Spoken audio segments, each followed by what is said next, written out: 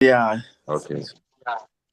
We're back with football again, and we're going to do a post show of the match that just ended between the Super Eagles of Nigeria and the Leopards of DR Congo. With me to do that is Warifa Marcos and TK. My name is Stella Falabi. So, no World Cup for Nigeria as it proved, but I think the better side won that game. It would have been travesty of Yeah, I agree with you. if Congo didn't win that game. They wanted it more. They played better. Nigeria was just basically playing for the penalties in extra time. The moment from the second, Nigeria stopped playing after the first half. I don't know what your thoughts are, Warif. Yeah. Okay. You see, the issue is this. When they started the second half, let me start from the first half. Iwobi cost the equalizing goal. He made a silly mistake that led to the goal. Then also, what's his name? The Ndidi would have cleared that ball out. I don't know what he was trying to do. Immediately stopped the ball. That's when he setting the ball for the guy to equalize. Then in the second half, I don't know why they removed Victor OSIMHEN. So when Victor OSIMHEN is in the game, those defenders they can't come out. They'll be mounted on him. But when they remove Victor OSIMHEN and brought in the other striker, the number 18, and the other Areke Dolo, what's his name? Those guys they were like minus for the Super Eagles, and our midfield was zero. The creative midfield was zero, no creativity. So I think the coach has a lot of work to do, not in the defense, but in the creative midfield. And also, you need to scout for good strikers. Apart from OSIMHEN, these two strikers they use. If I'm the coach or if I have the power, I'll tell him not to invite them again because they nothing, jack shit. They didn't do anything in the game. So I think, and Wabali, they need to talk to him. He's like making some secondary school boy mistake in the this thing. So I think we lost this game to lack of creativity in the midfield. There was no connection within the midfield and the shot. We don't have attackers after they removed Victor OSIMHEN. So I'm not surprised that we lost. Even in the penalty shootouts, I don't know what African players are doing. They are professionals, for God's sake, but they are playing as if they tied a bag of cement on their legs. So I think they have to go back. Even before the Nations Cup commences in December next month, the coach, mostly Nigerian coach, has to go for more scouting to get in creative midfielders. That is what our problem is. And to get supporting striker for OSIMHEN. Yeah, I quite agree with you. I mean, you sounded the right notes all through there. But what I feel is that I wasn't really comfortable with the appointment of Eric Chell as coach for Nigeria. I mean, a country that has pedigree in football in Africa. When they're talking about the top teams in soccer in Africa, you wouldn't mention Mali. How can a Malian coach come and coach Nigeria? I mean, our players, the best of our players in Nigeria play in the top leagues abroad. So I don't know what he brings to the table, but let's just push that aside. The only reason why the first half was a bit even was the fact that the big name players gave Congo Democratic Republic a kind of stage fright. The Lookmans, the OSIMHENs, they showed us a lot of respect because of those players. The moment those players came out, it was easy for them to play through us. And why I feel so bad is because even if it was an injury substitution that took OSIMHEN out, why would you bring all of them out almost at the same time? You should have at least, done it, in phases. I don't know what you think, Segodi. It looks as if the substitution was what killed Nigeria's hopes in the second half. We were not in the game after the first half. Because if you look at Nigeria, right? When OSIMHEN is there, because he gives so much energy, everybody follows him and gives the same energy. After he went out, there was no one giving that energy up front. That's why they all just became timid. Like when OSIMHEN pressed up top, the whole team get that fire that we want to do this. You could see in the first half that Lookman was ready for the game. Everybody was up to the game. But immediately when you remove OSIMHEN, the substitute just killed the game. Instead of lifting the game up, they press it down. Nigeria was nowhere to be seen. Yeah, I quite agree with you. TK, what are your thoughts about the game and what's Mr. Kunle is with us right now. Yes, Mr. Kunle, I can see Kunle is coming. Where do you think Nigeria goes from here, TK? Now it's for Nigeria, it's back to the drawing board. You have another 4 years to prepare for your next World Cup. As I was telling the other guys on the group, I was like, you know what? I feel like some of these boys won't even want to return to the Nigerian national team in the next coming 4 years, because this was almost like a do or die for Nigeria. The way they snuck into this playoffs spot, it's as if like the football gods, with one hand they give, with one hand they take. DR Congo played brilliantly, especially towards the second half. You'd see the combination plays where they were playing. They were outplaying Nigeria in the midfield. They realized that Nigeria's midfield is non-existent. We just can play through their midfield, go to the wings. We saw that on the left side, it was very, very, very, very open. That DRC player was doing all the most in that left hand side.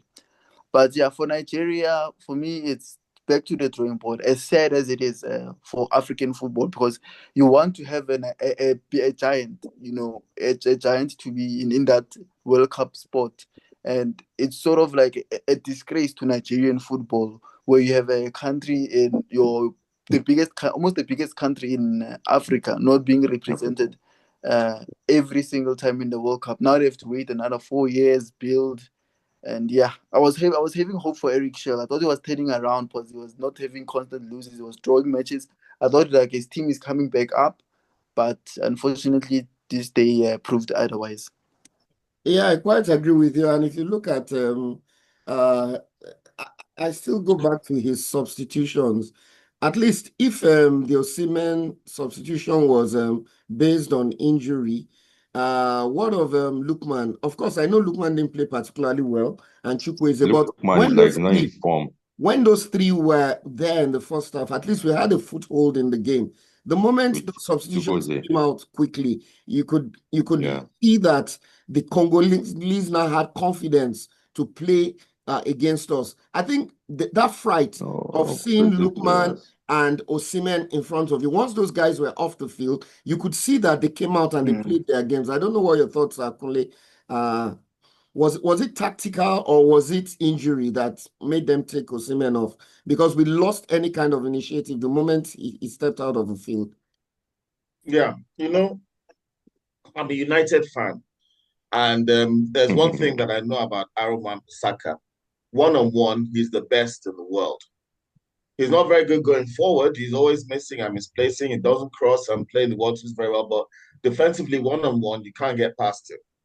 And I don't think that this coach was really educated himself on this particular problem that Congo, because Congo have practically one of the best defenses in African football. Sure, they do. That's where they're strong.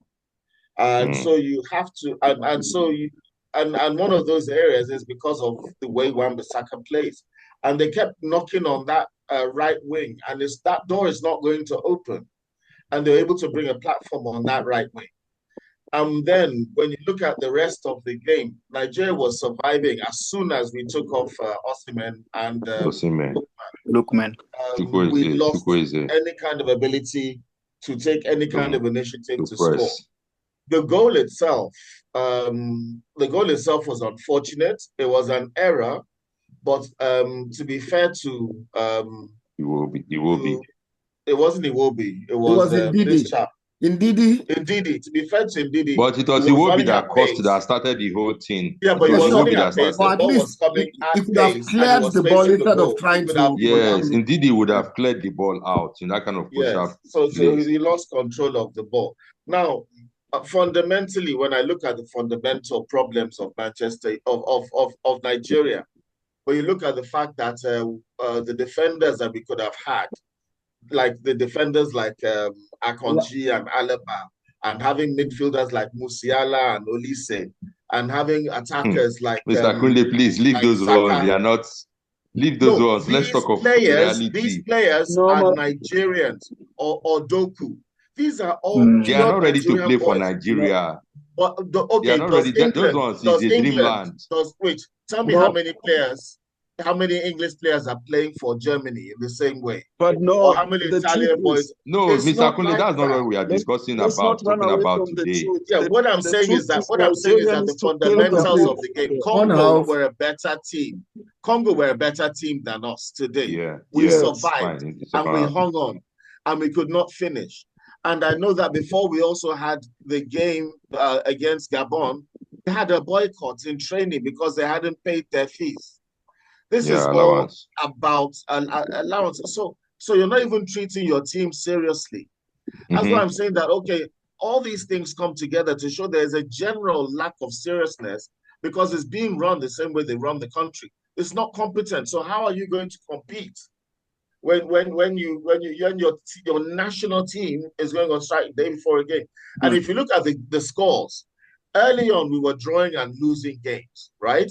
Yeah. Then we started getting in a row. Then we're winning 4-1. We're thrashing. It was quite clear that whatever was even causing us to underperform, despite the fundamental things I said you guys didn't want to say, I've talked about, that there are really big problems in that management side of the team. And that is also a major reason why we lost, because we shouldn't have been struggling like that at this stage at the playoffs. I think that we should have been able to comfortably qualify for this competition. And the way that it was conducted, it wasn't even about what we didn't do with South Africa, drawing and losing to minnows.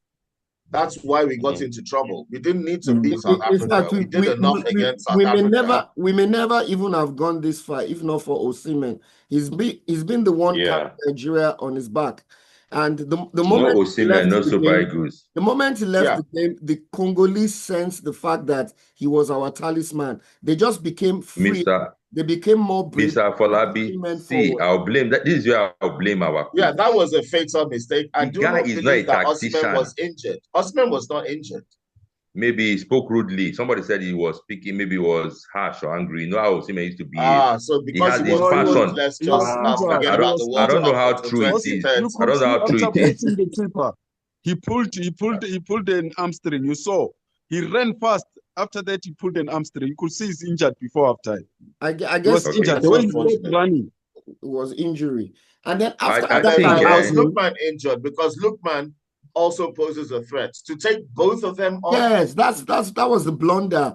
After taking one out with injury. Was Lookman injured as well? No, not at all. It was tactical. You should have left Lookman on. At least Lookman would still have been an outlet. Even if he didn't play. Yes, and Lookman would have taken a different position and would present a threat. Yes. Once that threat was gone, they were now able to push into the midfield. You saw they packed the midfield. Yeah, and all our players were either trying to play an imaginary press, and then the defense, everybody was either playing up front or in defense. And Mr. Kunle, there was no creative midfield at all for us. I think the coach has big work to do if he will still remain as. No, but we had a creative midfielder who wasn't playing. Who Iwobi? Iwobi was very poor. Is he Iwobi? He couldn't defend. Iwobi did not showcase. He was just a passenger in the game. He was a liability. He was just a passenger. He was a defensive liability. He was just a passenger. It was his error that resulted in the goal. You could see when he lost the ball, he wasn't pressing. He wasn't running around. I don't know why they keep calling that guy. Yes. We have players. You should do proper scouting. He'll be in his 30s by the next World Cup, and I'm sure that even these our two strikers that came in, they should disband them. They shouldn't invite them again. We should look for that strikers. We have good strikers. They should just let them go. Let them go. But I think fundamentally that doesn't really matter at this stage. We have the AFCON, and it's really going to be. They shouldn't even come for the AFCON. They shouldn't come for the AFCON, please. Those guys. That's the best we've got right now. Wait, Mr. Kunle, Mr. Kunle, let me ask you something. What contribution those two, that number 18 and that big guy, what contribution did they do? They were just running around the field, burning time.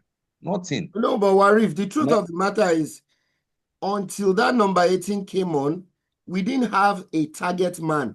It was then Calvin Bassey started playing long balls. He was able to hold the ball up and he almost scored a header.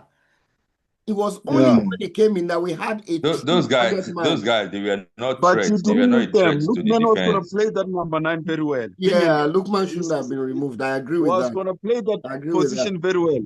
But if you Because look you're at gonna hit them on a the counter. Congo, I think we're not giving the Congolese team the credit. Congo, yes. Congo, Yeah, they were of very disciplined in defense. I said they're very one of the disciplined best defense. teams I in mean, They Africa. were tactically a sound. defense that has Twanzebe. Twanzebe spent his youth at Manchester United. Axel Twanzebe, a defense that had one Bissaka and Mbemba. Mbemba is a very experienced defender. You know, they have one of the best defenses in the whole of Africa. They eliminated Cameroon and they were in Senegal's group. Senegal is one of the best teams in Africa as well. They just narrowly missed out on qualifying, you know, ahead of Senegal. So people underrated the Congolese team. I think that they deserve more credit than they're being given. So I don't know what are your thoughts? I don't know, TK. What do you think Nigeria will do in the Nations Cup? Do you think it's more of the same, or there'll be an improvement? I don't know. In the Nations Cup, I feel like in Nigeria in the Nations Cup, they can do well because I mean now the World Cup is gone. You have to at least assert some sort of dominance in the African scene in the AFCON. They can reach a semi-final or a quarter-final, depending on their group. I think their group is also not a very difficult group, but yeah, initial. But I feel like they can do it. And to just to finish off the tactical part of this game is that when you remove a Lookman, you free up to 3 players because when Lookman is on the ball, you get about 3 players on him just to make sure that he's out of the game. Now you remove a Lookman, forcefully so, unfortunately. But now you not Lookman, OSIMHEN, sorry. I meant OSIMHEN. Now when you remove a Lookman on top of that, now you have almost the wing backs for DRC Congo.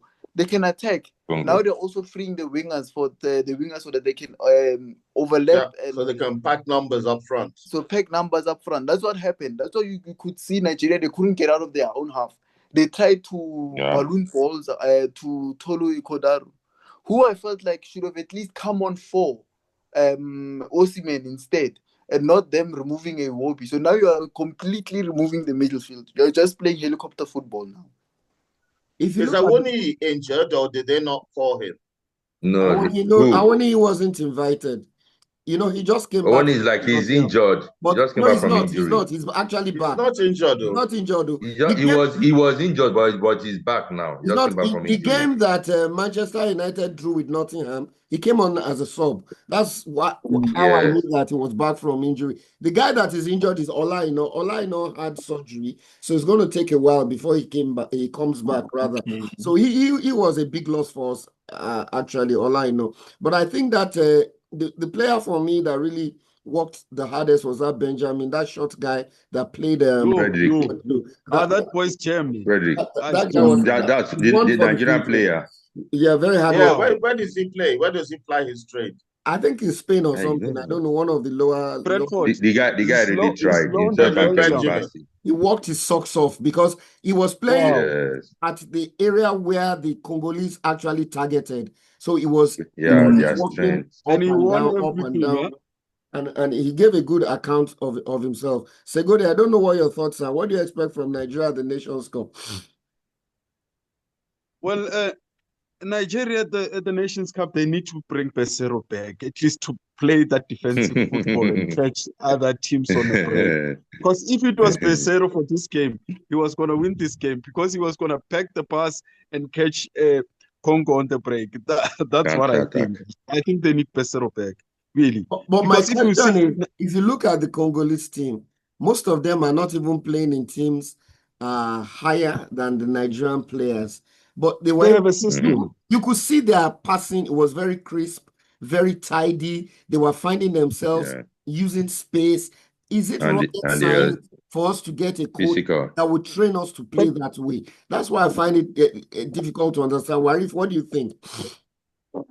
To me, I don't see any difference from this. What Nigeria are playing the Nations Cup is. It will still be the same old story if they will use the same players. We don't have creative midfields aside OSIMHEN in the attack. We don't have any other attackers, so it will still be the same thing. I don't understand it. They need to do more. They need to do more research, scout for more players. He will be tired. Iwobi is tired of that. No creativity. Cannot give any true pass. I think they should look for replacements, and Iwobi is tired in that midfield. OSIMHEN, if OSIMHEN is not there, the midfield is dead. The attack is dead. So if I don't know how he's going to do it before the Nations Cup. So we need to scout for more attacking talent in the midfield areas. That's what you're saying. Yeah. Well, we need another striker is what we need, because once we didn't have a point man, you see, the problem was that we lost a point man. And when we lost that point man, what's the problem with what's the problem with Wilfred Boniface? It appears either the coach doesn't like him, or I don't know what's the problem with him. Well, I'm not really sure about his play, but I think the type of striker that they needed in this game wasn't a big target man. The type of striker that they seem to need is one that is full of movement and that can just out of position. Yes, which is absolutely. what both Lookman and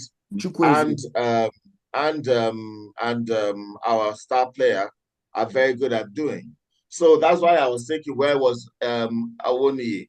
Now the question is Boniface that type of player? You know, because the striker that they brought on was that tall big guy with the beard. What's his name? Fiston Mayela. Yeah, he's a target. He's a target man. He's a target. He's a target man. But in order to use him, you need to cross the ball. And in order to cross the ball, you need to get past Wan-Bissaka. If you notice, anytime they did cross the ball on Wan-Bissaka's side, it was an appalling cross. Because he plays for Wolves, either blocked you or forced you into a bad position where you couldn't put the cross in. And I think it's that from that side that the last time I saw that striker score was able to score. He wasn't getting in the box when the ball was coming down the other flank for Nigeria. It was only when it was coming down Nigeria's left flank that he was even hoping to get in the box. Once you don't have a target man for that, just as TK said, you know, they're pushing forward. There's nothing in their way. So I think that was what happened. Nigeria doesn't have a midfield as such that works in the way that we used to have with Sunday Olise and Okocha and Adepoju. We don't do that anymore. There's no balance in that midfield. But whatever happened to Kelechi Iheanacho? They don't call him anymore. Has he lost form or something? Did he fall out? I think so. We don't have any number. We don't have a proper number 8. Onyeka is a 6. And the other chap, our captain, is a 6. And then Iwobi is not an 8. Iwobi is a winger who plays, who can play, he's a winger. He plays as a 10. He's not really a 10. No, really. He's not. He's not really a proper 10. And in fact, he played as a winger when he was in Arsenal. Yeah, he's playing out of position, you know. So ideally, and we don't even have any 8. We didn't play any 8. The closest player to being an 8 is Onyeka, and he's just like an okay CDM. Yeah, sure. So there was no balance in that midfield. You've got 2 CDMs playing defensive football because you know Nigeria's defense is basically poor. I don't know why we are always able to break down. Our defense was able to break down. The mindset, our mentality. Yes, we always give away. TK is like you were trying to say something. Yeah, I was trying to add to Kunle as his point, is that Iwobi is a winger. You could see the way he's receiving the ball, the positions he's receiving the ball. He's receiving the balls mostly in the wide area. He receives in the wide area, tries to come back into the middle field and play those passes. You can see that the goals that they scored against Gabon, he received in a wide area, played into the midfield, and then gave a through ball. So he's not naturally there. That's why he receives wide most of the time. Okay, let's take Segodi's last thoughts, and then Kunle will take us out. It's late. Everybody needs to go and get rest. Yeah, Segodi, your final thoughts. I think it's frozen. Okay, yeah, so please take us out. So it's been, if you're Nigerian, it's been a heart-rendering evening, and if you're Congolese, congratulations. I know they'll be making love in the streets there. And from the heartbreak of Lagos, Nigeria, myself and Afolabi and the smirking TK from South Africa, but respectful, Wahid and Segodi, we wish you goodbye. good night, farewell, adieu. Don't forget to like and subscribe. It's been emotional, but we will still see you on the next one. Okay, good night. Good night.